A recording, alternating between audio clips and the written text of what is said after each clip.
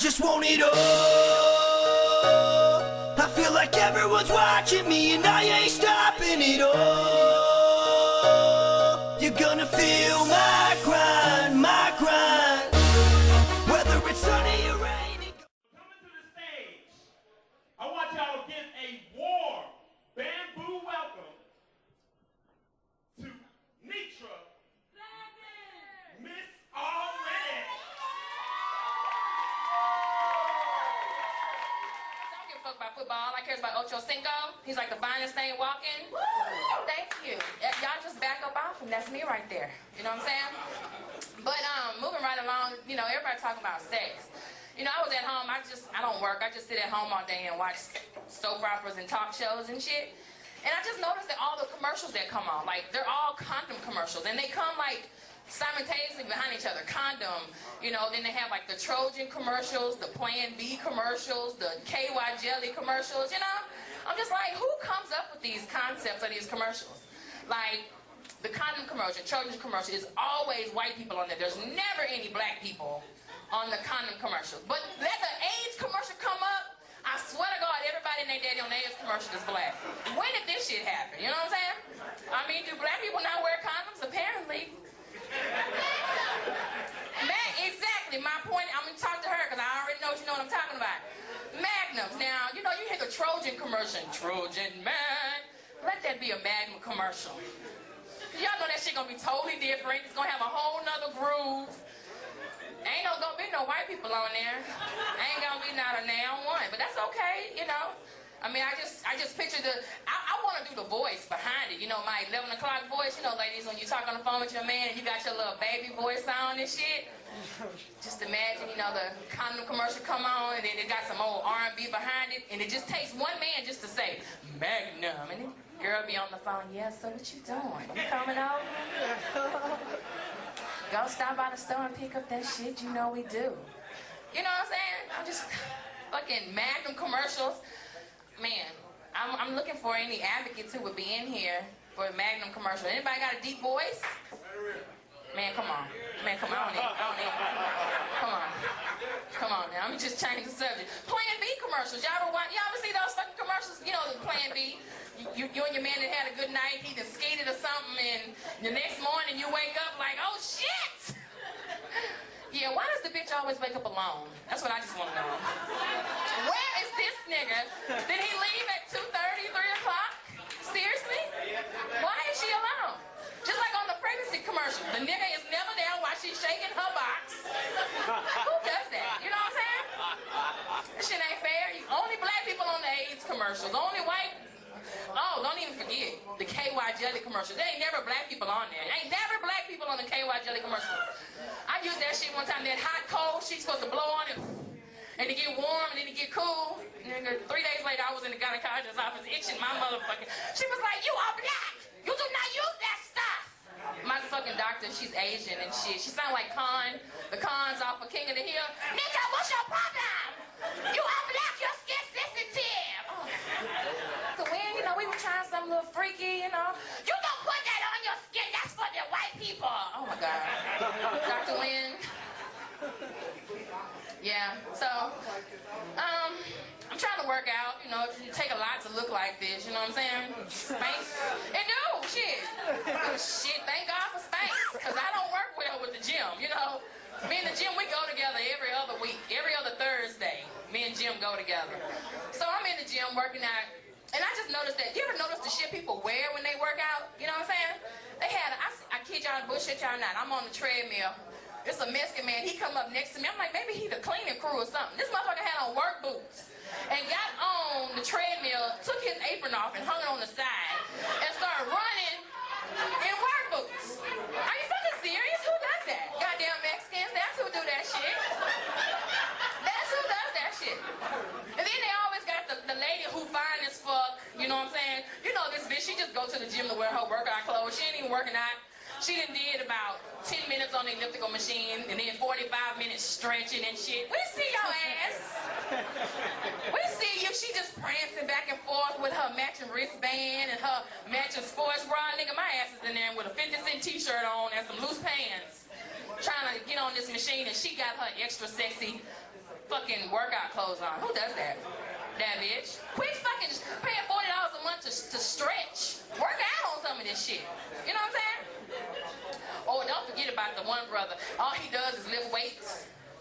You know what I'm saying? He got them little flimsy running shorts on with a weight belt and a tank top with the underarm that come way down here. He walking around, his legs are so, they look like mine, but they muscular, you know what I'm saying? All he want to do is spot motherfuckers in them little shorts. Say, you want to spot? Say, man, you know I spot you. Nigga, ain't nobody trying to be spotted by you when your man berries is gone. As soon as you motherfucker laying up there, is that your dick? No. Y'all been great. Thank y'all. Y'all have a good night. We're at the home of Netra, Miss Already Babin. Already. Here to do a little short interview on her and trying to see what's going on with her. You don't mind we ask you a few questions, do you? I would love for you to ask me some questions. Okay. Inquiring minds, they want to know. Yeah, I bet they do. Especially when you're ready. And you stay ready. Yeah, I guess that's why you got the name Miss Already. Huh? Already. All right, I like that. Well, the first question I want to ask you is, how long have you been doing this comedy thing, Miss Lady? I've been on stage doing comedy for 2 years at this present time, but I've been stupid, crazy, sexy, cool my whole life. So this is something that I never thought I would see myself doing, honestly. People have been saying, you should be on stage doing this. You are just, no. Why would I want people laughing at me? But from the time I stepped on that stage, I've been addicted to it ever since. I don't think I ever felt anything like this in my life. So this is my calling. It just took for me to see it instead of just hearing it. So I'm loving the comedy game, and this is what I want to do. How did you get started doing comedy? It was actually a dare. A straight dare. Now, I had been hearing this my whole life. You should do comedy. You should. I was like, man, why would I want people laughing at me? But my sister actually dared me. She was like, I dare you. I had got laid off from work, and I was like, you know what? I was working at an oil and gas company, and I was like, man, I don't want to go back to corporate America. She was like, well, why don't you do something that you naturally just do? And she suggested this. Let's go down to the laugh stop. Let's go down there and let you do your thing. And I was like, real? She was like, I dare you. Literally for the longest, week after week, I was the only female there. There's not that many female comedians, so shout out to all the female comedians who do their thing because, you know, we get slept on. Right. But it was just a dare. And I got my $10. My sister was treating me like Ebony on Players Club. She was like, you need a drink? She had got me all liquored up, and I got up there, and I was just, I basically ran how I lost my job down. That 5 minutes, and that was that. You recently did an interview with Chris Thomas. How did that go? That was wonderful. I was very starstruck, and I happen to get that way when I meet stars. But that's the mayor, Mr. Yeah. Remember he used to be on what is that? Rap City. Rap City on MTV doing all that. No, that was BET. I'm sorry, Chris. Every time I say your name, I think about them lips, and I just get a little. All right, watch out now. Watch out now. But yes, it was wonderful meeting him, and he performed at the Improv, and so he gave me a lot of knowledge. I appreciate you coming out to my lovely home. You know. Yeah, it's real nice, real nice. We're gonna get out there on that Olympic-sized pool and get out there. You know, I'm gonna have to get my maid to get you some strawberries. You know, to let you get the full Miss Already experience, because you know this is the type of baller-ish I do. Oh, okay. Well, will you be feeding them to me or what? Oh no, I'm a star, boo. Well, let me feed them to you then. Which hand you gonna feed me with? Well, good hand. Oh, all right. Shaq ain't got nothing on me. It's a little cool, but you know I got. Yeah, hold on to me, baby. There we That's go. some pretty feet too. Thank you. That's the type of baller shit I do. I'm everywhere, son. Everywhere. Get there, be square. Already. See y'all next time. Miss Already. I'm signing out. Appreciate the love. Appreciate your time, Miss Lady. Now you ain't got to go home, but you got to get the hell up out my crib. Peace. Y'all probably know he's a beast. He was the original host of Rap City on BET. Sitting on Def Comedy Jam, BET, Turn the Movies. Y'all give it for the mayor of Rap City, Mr. Chris Thomas! Nice. Mr. Thomas. Yes. This is a pleasure. A pleasure. Such a pleasure to be talking to you. So, welcome everybody to Miss Already's World. My special guest today is comedian extraordinaire, Mr. Chris Thomas. This is such a pleasure to have him here. Say hello to the world. Hi, everybody. Y'all know Mr. the mayor. Yeah. That was my shit back in the day. That's a trademark. Yes, it That's is. a trademark. What started that?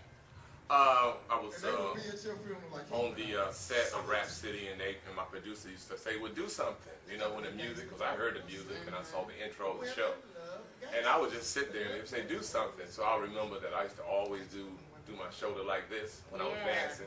So it became the mayor. I know that's right. That's truly that's what I really remember you for. Right. I used to tune in after school to watch Rap City and get it. Just get it. Dun, dun, dun, dun, dun, dun. Bring the noise. So you've been in the game a long time.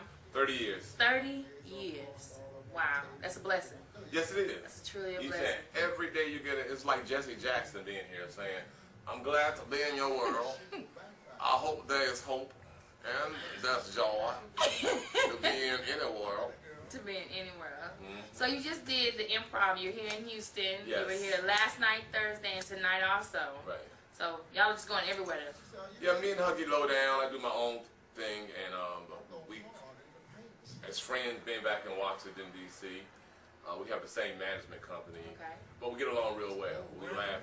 You think people laughing out in the audience, you wait till when me and him get on there, go to the airport, or we just be cracking up. Man, that is such. I'm still. Y'all just don't understand how I feel right now. Because me being an aspiring comedian, I mean, what would you have? What would you say to me or someone like myself in trying to get into the industry? First of all, have something to say. Have something to say. Love what you're doing. Love what we're doing. Comedy is something that God gave us spiritually to relax us, to let us express ourselves to others, so others can laugh and smile and understand what we're going through. There also is bad laughter, those who laugh at anything that's bad. A guy told me one time, he said, "Chris, you make my lady laugh, but you don't make me laugh." When he's seeing a dude get shot in his head, that makes me laugh.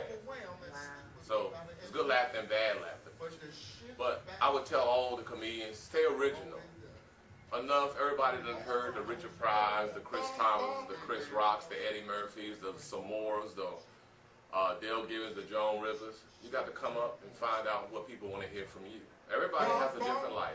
No one's life is the same. That's wonderful. Thank you. I thank you. How do you master your Impression. Yes. Well, like when Barack, And that was. If y'all have never heard this man do Barack Obama, this is just pure genius, and I love this to death. I heard this tonight, and I just thought I was gonna kill myself. well, the dude Barack, I kind of liked his character when he was running for president, and even as a senator. He was spiritually, he never was afraid to speak his life, or even loving Christ, even when he went through Reverend Wright. But when people embraced him, they applauded, and he wasn't afraid to accept it. He used to always go, "Thank you." He says that a lot. "Thank you, everybody. Thank you so much. Thank you. Thank you. Houston, I'm in this lady's world. Yes, I am. Thank you. Well, let me say. That's it. You can ask me any question you want to ask the president. Go Okay, ahead. Mr. President, Yes. what is your take on healthcare? Well, let me explain.